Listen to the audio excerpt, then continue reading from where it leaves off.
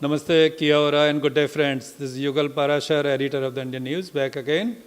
Friends, we have with us a guest who is a new migrant to the country, and her name is Rashmi Thaper. We'll ask Rashmi all about herself. Good morning, Rashmi. Good morning. And welcome to the Indian News. Thank you so much. My first question is going to be the obvious one. What brings you here to the country? It was a completely, it was a surprise is what I would say. Being in India and suddenly we got an opportunity to come over to this place and to experience this place, and that's how we just decided and we moved to New Zealand. So my husband, he also works in IT sector, so that was one of the prime reason why we moved to New Zealand. I understand you have been in the country just for around a month. Yes, it's just been a month now. So how has been your experience so far? It's a beautiful experience in a different way, because in India, the whole convenience and being in, kind of you're brought up in India, the whole cultural difference and all is what I get to experience over here. But again, I see that the Indians over here, probably because they are far apart from India, they all are connecting back to the roots, which I've experienced here, talking to many of the Indians and going to the temple. So on a whole, though it's a different experience, as of now, I'm thoroughly enjoying it. The weather, the whole school environments, everything is lovely. The only thing which I want to bring in over here is the Indian roots I already find in many of the Indians. I'm just trying in any possible way from my side if I can bring in the art of the Indian art over here. That brings me to the next question. So would you want to tell us about your academic background, your family background? What were you doing in India and what you intend to do in this country? I am a professional Bharatanatyam artist. Alongside, I was also working as an IT software engineer. So I started my journey while I was around 5 to 6 years old. So just like any parent would want their children to be in the art forms, so was my mother. Sorry, so where do you belong to in India? I come from Bangalore, so Okay. Karnataka. Oh, great. So again, Karnataka is like, we have a lot of classical dances rooted in Karnataka. So way back then, Bharatanatyam was the solid art which was going on. And my mom she was very much interested, and she enrolled me to the dance.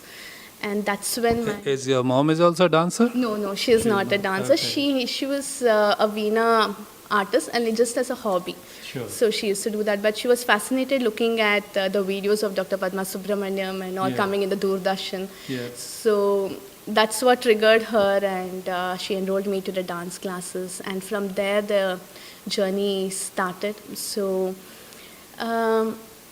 it definitely came as a hobby, and as time passed, I started indulging deep into it, and I was so lucky that I had wonderful dance gurus under whom I could get trained myself. So not just as an artist, but also as a teacher. They started molding me, and slowly, as and when time passed, I thought I felt that I've not yet equipped myself in the dance.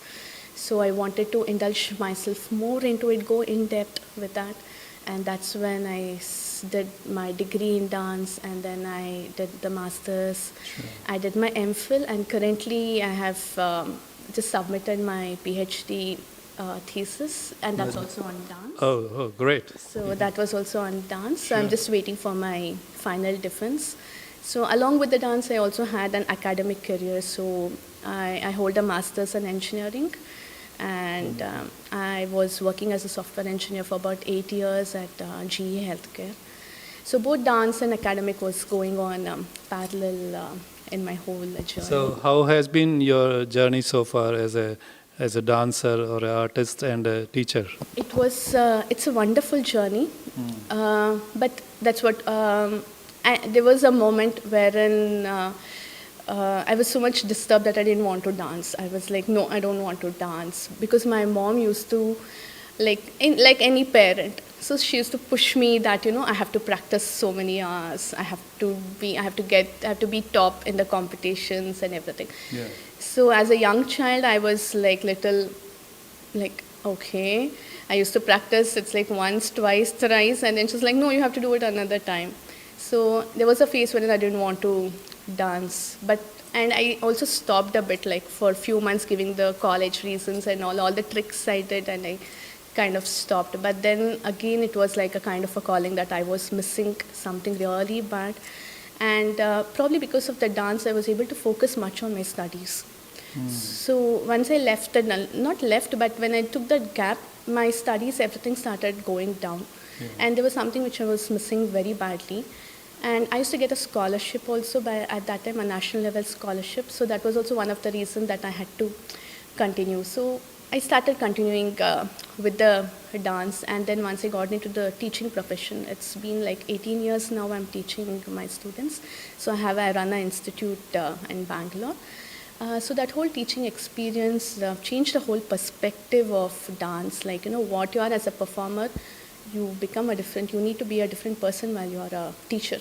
So that whole perspective changed for me, and it's been a beautiful journey. And as and when you age, as and when you mature, and as and when you do a lot of research about the literatures, that's when you connect more with the dance, and you know that, okay, it's just not about the moments. It's like, it's a spiritual elevation that happens when you're dancing. Now, Rashmi, that prompts me to ask you, what drew you to go for research or do your degree, PhD in dancing only?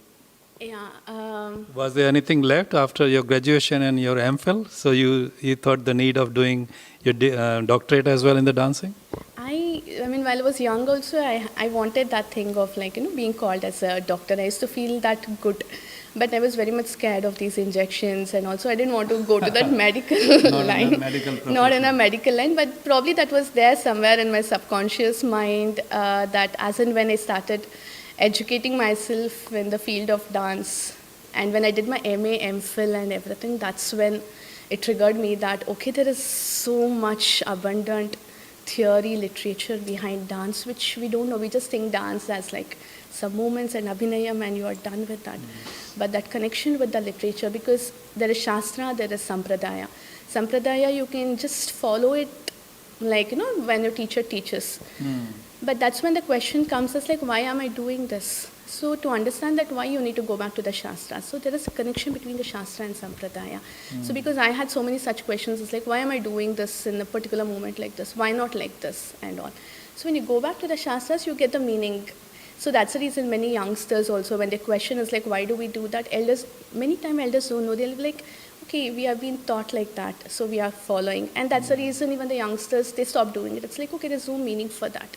So, but understanding the Shastras actually helped me, not just in my dance, even in the regular day-to-day activities also. So for whatever it is, I go back to the literature so that to get that connect for me. And that's how the whole research journey just started culminating inside me, and I'm like thoroughly enjoying trying to figure out, just the questions comes up and you find out the answers in the literature. So, great answer. Rashmi, what impact this, form of art or the dancing has made on your life so far? The impact of art is like tremendous. I mean, as a human body, if you just see, it's like on the physical level also. Yeah. Talking about my dance, in dance specific, there are a lot of moments. So it indirectly it starts developing the strength in the body. And the kind of the stress and the pressure, because it definitely hurts while you're dancing, but we just smile and we dance. We cannot go angry onto the stage. So handling that stress and the pressure is one thing. And again, it is connected to the intellectual, because you have so many movements, you have choreography, you have to remember that, you have to do that, you have to see the stage space, you have to see where the light is coming, you have to hear to the music. There are like so many things that is happening. So much of multitasking which is happening in the brain. So intellectual also and emotionally, because once you dance, there are happy hormones. All the cells are activated in your body. The happy hormone starts flowing inside your body, and it activates everything inside the body, which only after experience one can start figuring it out. Sure. And as one grow, they know, like, okay, because the dance, right, this Natya Veda, it's a Veda.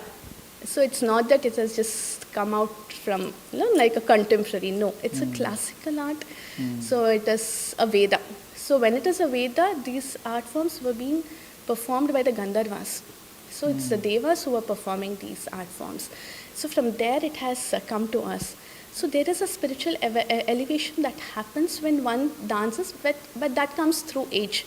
But apart from that, physically, intellectually, emotionally, so much happens within the body that many times even to my students I tell, like especially the parents, they'll be like, okay, exams times, no, I cannot send my child to the dance class. I'm like, you should be sending them. Because what they take 2 hours to study, they'll finish it up in an hour. Yeah. That's how the whole everything gets activated.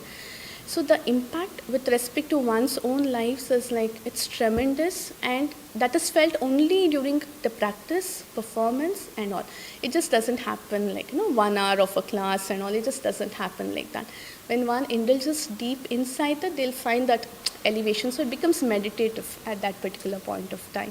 So the impact for anyone, once any art form also, be it any art form, when they go deep into it, then there's definitely a lot of impact in the way they are. Everything starts reflecting. They can see their art everywhere, I would say. That is such an wonderful explanation.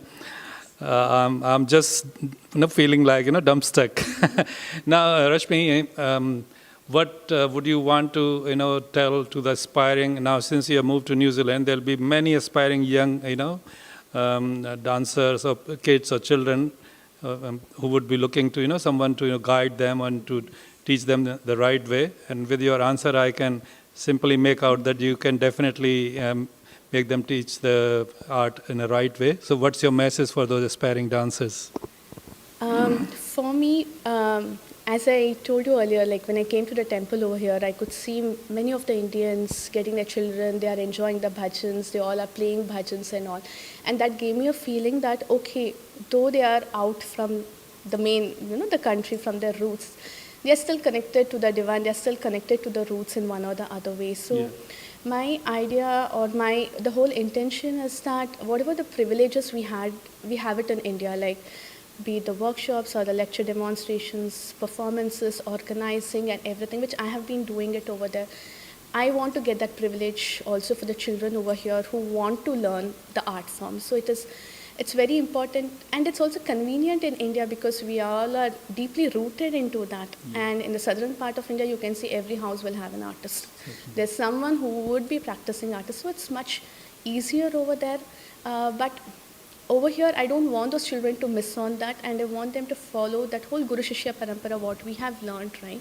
It's important for us to pass it on for the children because they are the one who would next take it forward, and I want to do it in the most authentic way so that the whole of that art form, what was there as Natya Veda, it has to persist, it has to be there so that it goes forward. And as I say, it's like, and that's the reason probably it's called as a classical art. It's not a contemporary art, it's a classical art. Sure. There is that classicism in that, and that is what I want to give it to the children over here, and I'm looking forward if I can get the students who are aspiring students who would want to learn the art form, so that whatever with the experience I have, I just want to teach them, and I want them to learn and explore the art on the whole.